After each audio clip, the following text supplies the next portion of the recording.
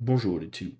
Nous sommes là pour vous parler d'un manga qui, comme d'hab, par cet auteur, Tsutomu Takahashi, révolutionne le genre.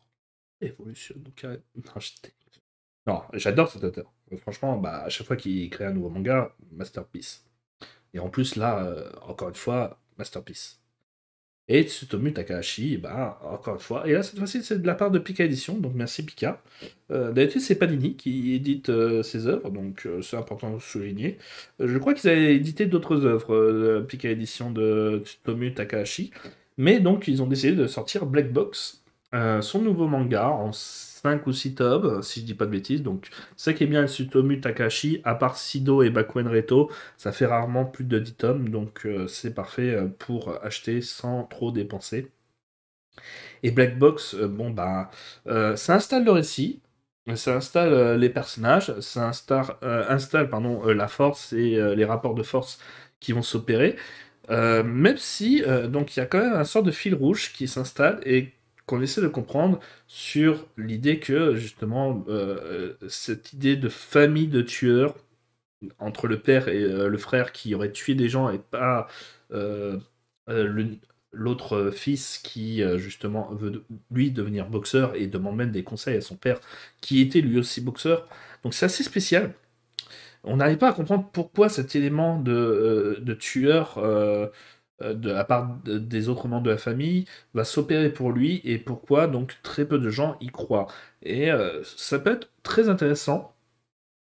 Mais en attendant, ce qu'on s'intéresse beaucoup dans ce premier tome, ce n'est pas cette partie de est-ce qu'il est un tueur, mais surtout de cette partie est-ce qu'il est un bon boxeur.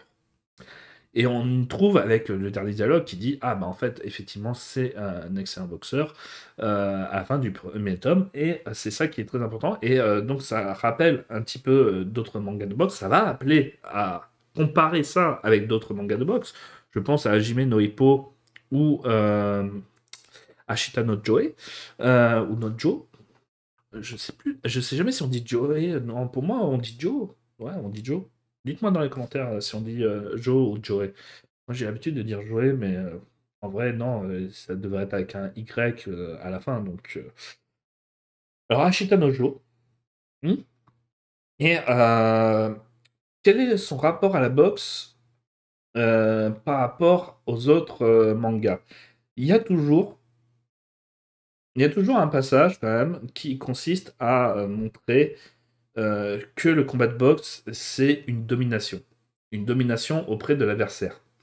Et de montrer que justement, on comprend l'adversaire, on arrive à visualiser ses pensées, et c'est comme ça qu'on va pouvoir le contrer et le battre. Et il faut toujours aussi montrer aussi une supériorité, donc cette domination, à travers justement cette sûreté et aussi cette violence, cette envie de tuer qu'on a auprès de la personne adverse. Et c'est là où ça s'intéresse surtout dans ces deux premiers combats en tant que bah, futur professionnel. Il veut de passer professionnel, donc il va devoir faire ces deux premiers grands combats, le personnage principal. Et bah, justement, de par cet aspect que son père a été un tueur, son frère a été un tueur, son père, et les deux sont en prison et tout ça. Enfin, son frère, on ne sait pas où il est.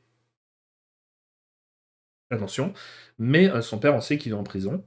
Et ben justement, ça montre qu'il a véritablement cette rage et qu'il pourrait peut-être un jour tuer sur le ring. Et c'est ça qui fait peur et qui fait atténuer le truc.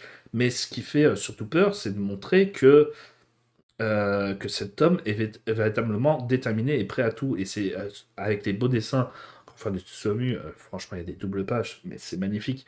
Avec une sorte de dessin avec les traits qui sont faits comme si c'était en calligraphie, avec beaucoup d'encre de Chine atténuée et des gros pinceaux qui rendent ça encore plus féerique, un petit peu plus mystérieux, un petit peu comme Soul Keeper, justement, du même auteur, ou Blue Heaven, où tu as vraiment l'impression, alors que pourtant, d'un aspect fantastique, comme Live aussi, d'un aspect fantastique à justement son dessin, alors que même dans les trucs réalistes, il y a cet aspect fantomatique, de brouillard qui s'opère sur les personnages, tant il veut accentuer le côté surréaliste de la scène, de l'action ou de la détermination du personnage, ou des émotions du personnage, pas nécessairement de la détermination, mais toutes les émotions y passent grâce justement à ce sorte de vapeur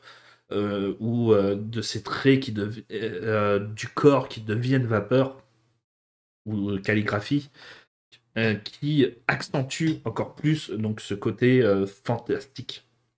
Et ce, même dans les titres réalistes comme Baku and Reto, ou justement ce Black Box, pour l'instant, qui n'a pas d'éléments fantastiques. Hein. Peut-être que ça a changé, mais ça, j'y crois pas trop. Mais encore une fois, voilà, c'est véritablement magnifique et ça accentue encore plus, justement, les émotions que souhaite véhiculer le titre et Black Box. Et donc, encore une fois, bon, ça serait chiant de répéter ça, mais voilà, Tsutomu Takahashi, si vous avez jamais lu ses mangas, allez lire ses mangas parce que ce sont tous des chefs-d'œuvre. Voilà, il n'y a pas à chipoter. Tsutomu Takahashi, à chaque fois qu'il crée une œuvre, c'est magnifique, c'est parfait. Il n'y a pas grand-chose à reprocher au titre. Là, j'essaie de trouver un truc. En tout cas, c'est que ça va peut-être pas assez long et tout ça. En fait, on a toujours l'impression, mais ça, c'est vraiment dans le style de l'auteur. Donc, je peux pas lui en vouloir de faire ça. Mais de faire durer l'histoire, de disséminer, parce que lui-même n'a pas l'air de savoir où il va. Mais au final, quand à la fin, il y a la résolution, on se dit qu'elle est largement satisfaisante et qu'elle est largement bonne, et voire même que des fois, elle est géniale. Donc, encore une fois, là encore, on ne peut pas reprocher au ton lent d'être mauvais, puisque c'est comme ça que ça fonctionne chez lui. Voilà. C'est juste l'impression qu'on donne. Et moi, je vous dis à bientôt pour parler d'autres mangas.